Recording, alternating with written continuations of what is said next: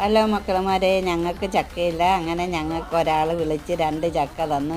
വിളിച്ച് തന്നതല്ല, ചേട്ടൻ്റെ കൂട്ടുകാരൻ വിളിച്ച് ചക്ക വേണമെന്ന് ചോദിച്ചു. അപ്പോൾ പറഞ്ഞ് ചക്ക വേണമെന്ന് പറഞ്ഞ് അങ്ങനെ വീട്ടിൽ കൊണ്ട് തന്ന് 2 ചക്ക.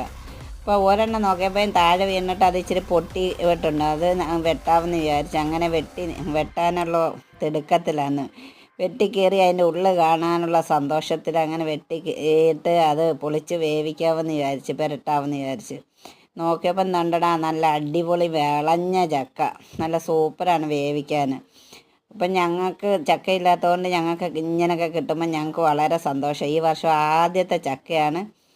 അപ്പം ഞാൻ വെട്ടിക്കീറി ഒരെണ്ണം എടുത്ത് ഞാൻ എൻ്റെ മോൾക്ക് അങ്ങോട്ട് കൊടുത്ത് ഒരെണ്ണം ഞാനും കഴിച്ച്.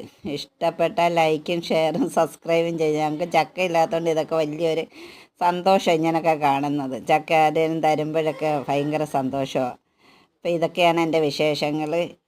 ടാറ്റാ.